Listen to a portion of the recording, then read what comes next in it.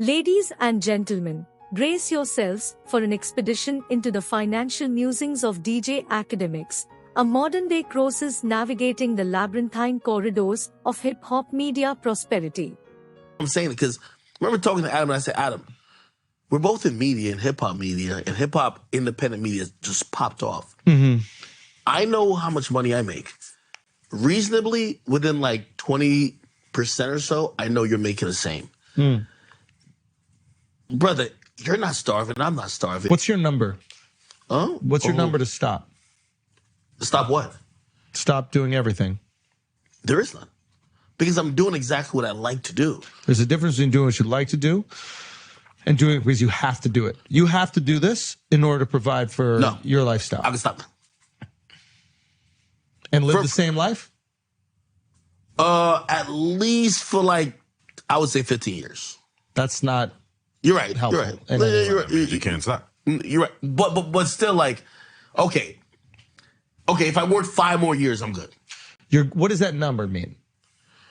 That number means... What's your number? Just give me a number. It's just a number. 50?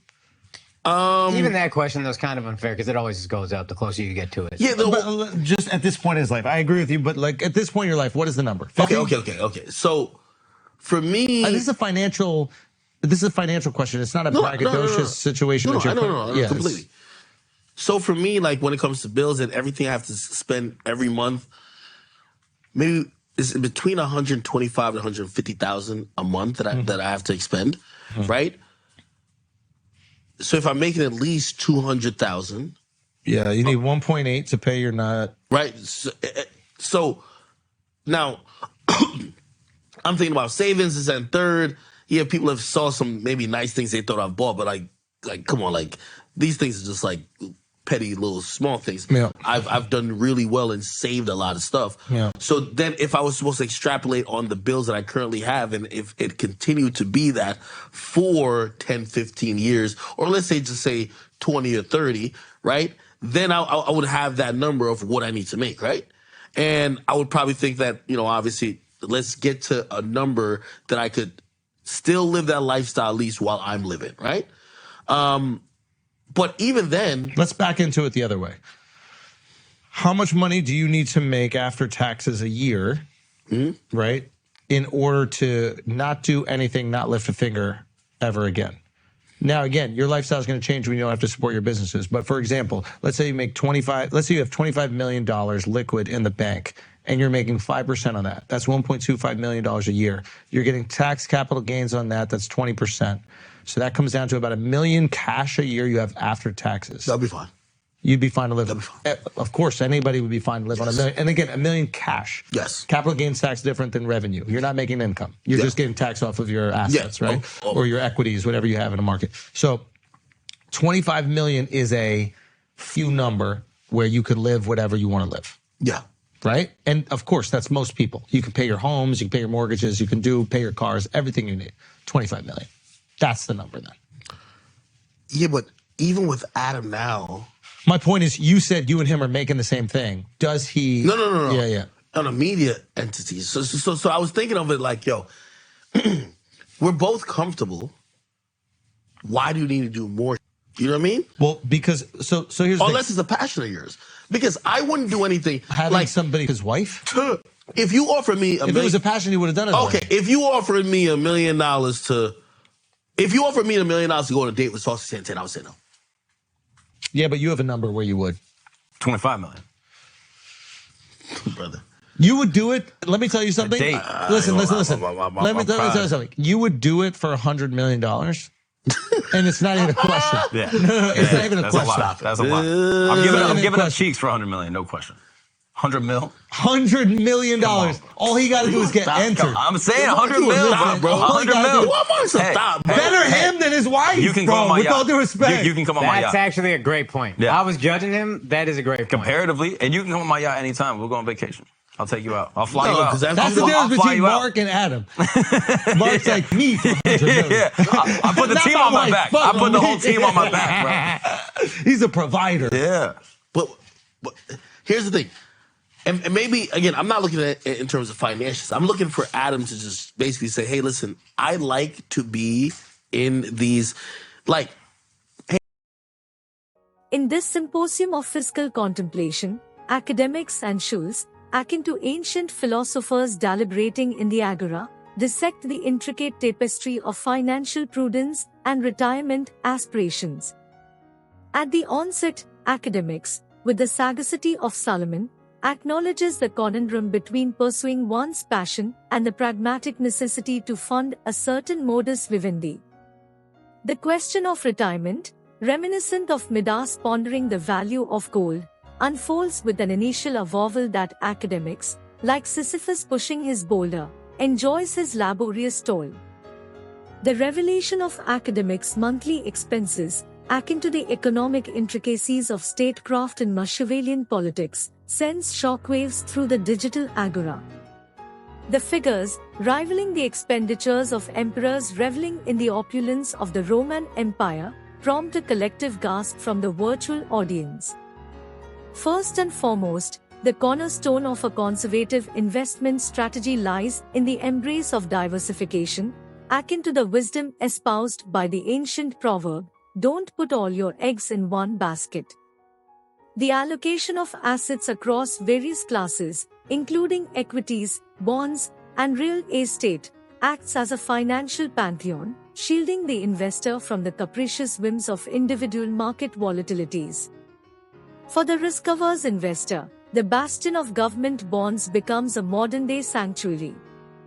Treasury bonds, with their implicit backing by the sovereign, embody the financial bedrock akin to the pillars of Hercules. The predictability of fixed income, coupled with the preservation of capital, provides a haven for wealth preservation. Real estate, the perennial refuge of wealth, emerges as a fortress against the tempests of economic uncertainty. The adage "safe as houses" encapsulates the resilience of real assets in weathering market storms. From commercial properties to residential havens, real estate investments offer stability and the potential for appreciation over time. The allure of blue-chip stocks, akin to investing in established city-states of yore, embodies the adage "slow and steady wins the race." Companies with a history of stability, dividend payments, and robust fundamentals become the pillars of financial fortitude, weathering the ebb and flow of market sentiments. In the contemporary financial colosseum, the arena of index funds and exchange-traded funds, ETFs, emerges as a battlefield where the disciplined investor can secure victories. The diversification inherent in these funds, mirroring the spirit of the ancient phalanx, shields the investor from the vulnerabilities of individual stocks. The Oracle of Omaha, Warren Buffett, revered as a modern-day financial sage, champions the cause of long-term value investing. The adage "it's time in the market, not timing the market" underscores the wisdom of patiently holding investments through market cycles, allowing compounding to work its magic. Cryptocurrencies, akin to the explorations of new territories in the age of discovery, present an intriguing frontier for the bold investor. However, the adage "fools rush in where angels fear to tread" serves as a cautionary counsel, emphasizing the need for prudence and thorough understanding before venturing into this volatile realm. The mention of sustaining his current lifestyle, a modern echo of Diogenes' pursuit of self-sufficiency, forces Akademiks to confront the harsh realities of financial imperatives. The adage "a fool and his money are soon parted" looms as a silent cautionary counsel, urging prudence in the face of financial profligacy. The concept of passive income emerges as the golden fleece in Akademiks' financial odyssey.